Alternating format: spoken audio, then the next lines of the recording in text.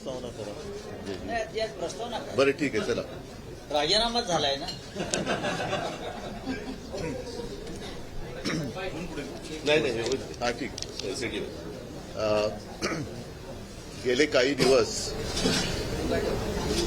आपला देश अस्वस्थ आहे आणि याचं कारण आपल्याला सगळ्यांना माहिती आहे.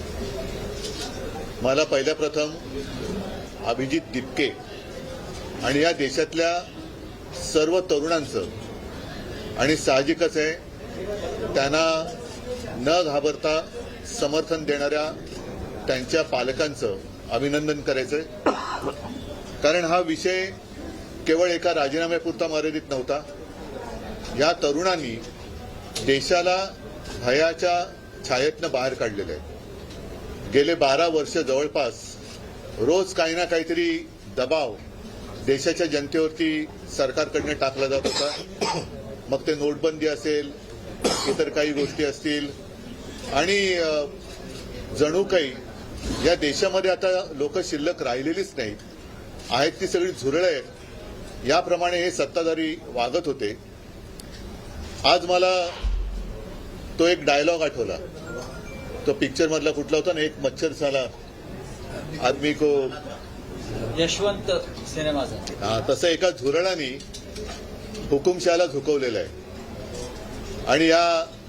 आणि ज्या तरुणांना झुरळ म्हटलं त्यांनी सुद्धा लक्षात ठेवलं पाहिजे की आपण केवळ खुर्चीत बसलाय म्हणून डोक्यात माज गेला असं वागू नका. देशातली युवा शक्ती ही जर का एकत्र आली तर काय करू शकते त्याची झलक आहे. मी आपल्यासमोर किंवा आम्ही सगळे आपल्यासमोर येण्यापूर्वी अभिजित दिपकेचं एक ट्विट पाहिलं आणि त्यांनी सांगितलं की आंदोलन अजूनही आम्ही मागे घेतलेलं नाही, कारण अजून 2 मागण्या त्यांच्या बाकी आहेत. महत्वाची मागणी होती ती धर्मेंद्र प्रधान यांच्या राजीनाम्याची.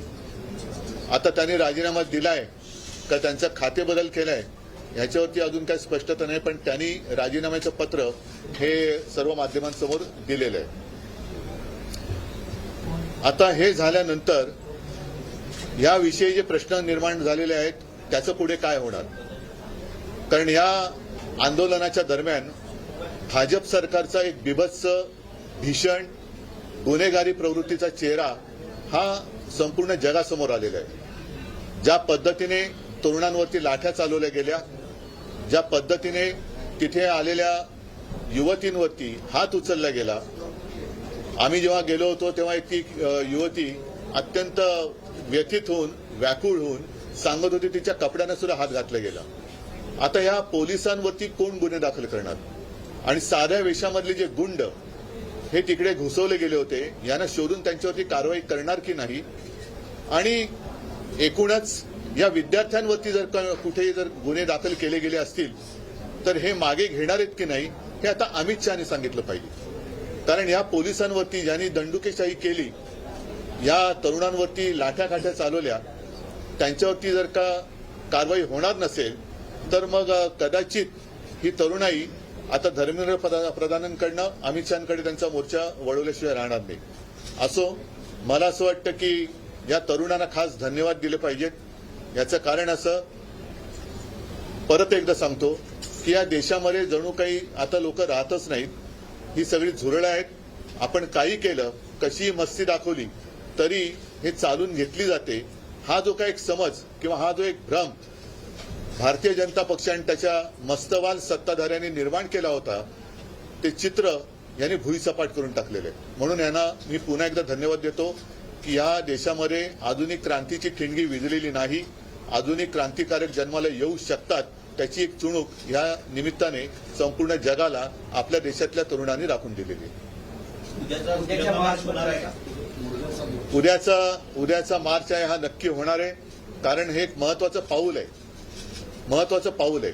अनेक वर्षानंतर लोक आपल्या भावना व्यक्त करायला लागलेले आहेत आणि मी तमाम जनतेला आवाहन करतो, जसं काल सुद्धा आपण पाहिलं असाल की आम्ही असा विचार केला होता की उद्या जर का आम्ही मोर्चा काढतोय तर कालचा कार्यक्रम कशाला करायचा.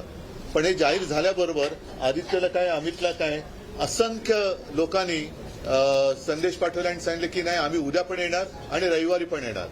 आता तर धर्मेंद्र प्रधान यांचा राजीनामा झालेला आहे. त्याच्यामुळे ही युवा शक्तीची ताकद ही मोठ्या प्रमाणावरती उद्या मुंबईतून तमाम जनतेला किंवा तमाम दुनियेला आपण दाखवली पाहिजे. म्हणून उद्याचा जो काही मोर्चा आहे त्या मोर्चाच्या ऐवजी आपण काय नेमकं करतो ते राज सांगेल.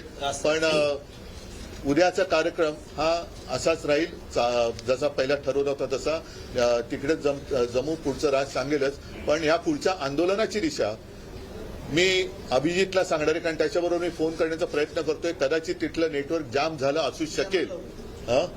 तिथे जामर लावलेत. त्याच्यानंतर त्यांच्याशी बोलून अभिजित आणि त्याचे सहकारी काय ठरवतील त्याच्याप्रमाणे सगळेजण पुढे जातील.